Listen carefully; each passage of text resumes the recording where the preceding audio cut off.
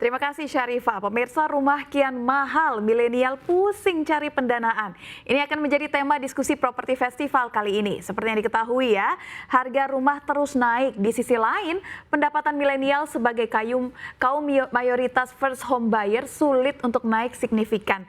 Lantas, bagaimana solusinya? Kini sudah bergabung bersama kami Dani Indra Barata selaku Direktur Research and Consultancy Savills. Halo Pak Dani. Oke, baik. Selamat malam Mbak Safinas, Selamat malam semoga Pak kabarnya baik Dani. ya. Terima kasih sudah bergabung Pak Dani. Baik, kalau gitu langsung saja kita mulai ya Pak Dani ya. Ini boleh dijabarkan Pak, bagaimana tren pembelian rumah saat ini seperti apa sih Pak?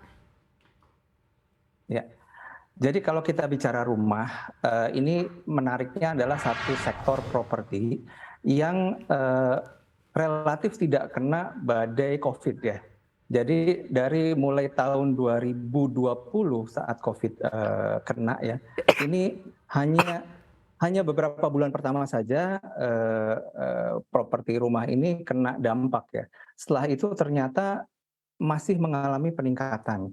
Jadi di 2020, 2021 bahkan hingga tahun 2002 ini ternyata properti rumah relatif masih mendapatkan tempat di masyarakat ya. Jadi baik itu bagi end user maupun untuk investor. Jadi mereka masih secara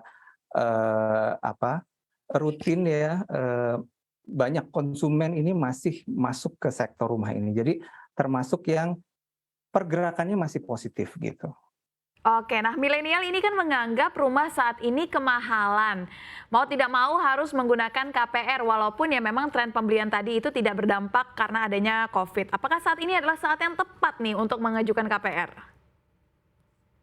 Iya, kalau kita bicara perumahan, sebetulnya dari dulu masyarakat juga termasuk tidak mudah ya untuk mendapatkan rumah, sehingga mereka butuh pembiayaan karena memang harga rumah selalu di atas dari jangkauan penghasilan dari rata-rata orang Indonesia.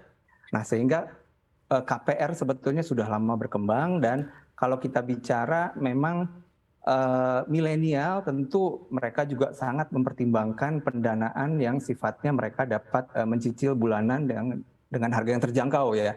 Sehingga betul bahwa KPR pasti menjadi salah satu cara untuk mendapatkan rumah di saat ini. Lalu kalau bicara KPR sendiri, saat ini menariknya adalah bunga KPR itu sedang rata-rata perbankan ini sedang menawarkan promosi-promosi yang relatif sangat baik ya. Jadi kalau kita bicara beberapa bank besar, bahkan mereka menerapkan bunga itu bisa sampai ada yang di bawah 4% gitu ya per tahunnya. Walaupun itu memang hanya fix 1-2 tahun pertama saja gitu ya.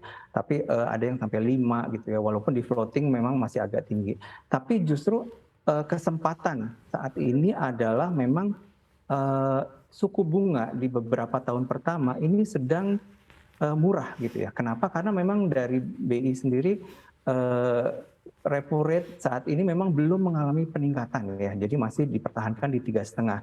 Sehingga perbankan juga mereka lebih berani untuk menaruh angka suku bunga di beberapa awal tahun itu dengan angka yang relatif sangat terjangkau. Jadi rasanya ini memang justru saat yang tepat ya kalau misalkan memang kita ingin membeli rumah dengan cara KPR gitu. Oke, tapi nih Pak, ini pertanyaan saya sebagai milenial juga ya. Sebenarnya sih Pak, di luar dari waktu saat ini ada nggak sih Pak kriteria khusus untuk mengajukan KPR di waktu yang seperti apa, di kondisi yang seperti apa? Boleh dijabarkan Pak? Ya, jadi sebetulnya tentu pembelian dengan KPR ini kita harus mempertimbangkan beberapa hal ya. Pertama adalah down payment gitu ya. Jadi kita harus mempersiapkan juga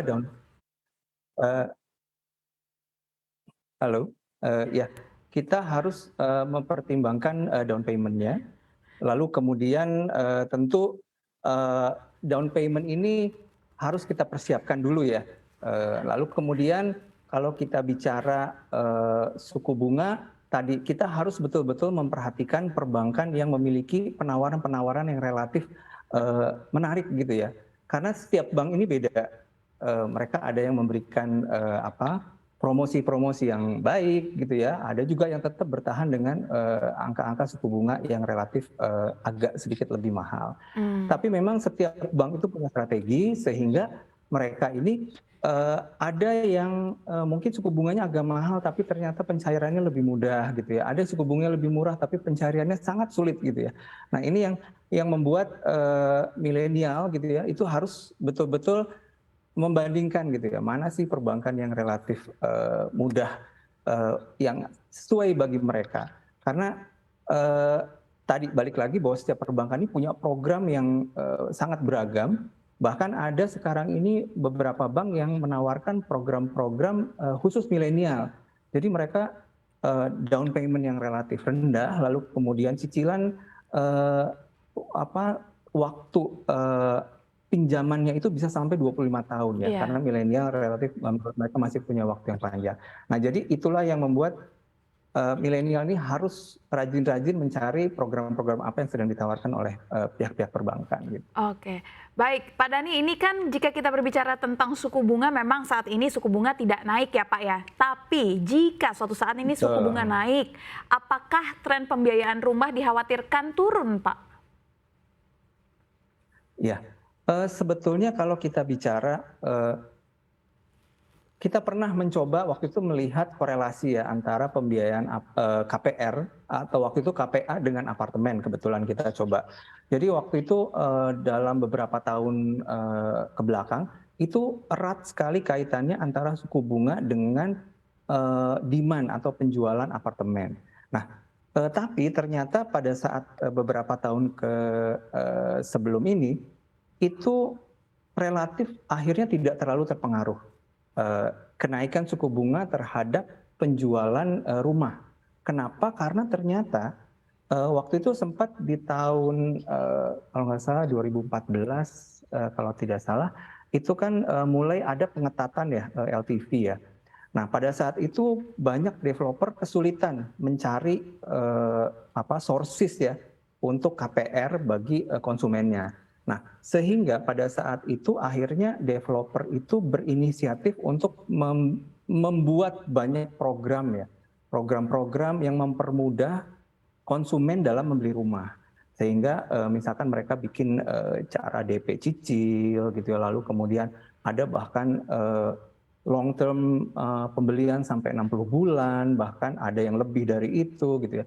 Nah, itu yang membuat akhirnya konsumen punya banyak pilihan dalam membeli rumah gitu ya. Jadi tidak hanya melalui perbankan, tapi juga pihak developer juga banyak membantu dalam hal ini karena itu untuk kepentingan mereka juga. Tapi secara umum memang pasti ada yang terpengaruh karena orang kan melihat cicilan ya. Jadi pada saat suku bunga naik, otomatis cicilannya naik. Jadi tentunya pasti ada sebagian individu atau konsumen yang akan terpengaruh karena artinya mereka ingin beli rumah harga 500 juta misalnya dengan cicilan 5 juta, sekarang udah nggak bisa gitu ya karena ternyata cicilannya jadi 6 juta. Nah, itu pasti ada yang terpengaruh, tapi kembali itu nanti bagaimana sikap developer, cara mereka merespon ya terhadap kenaikan suku bunga ini.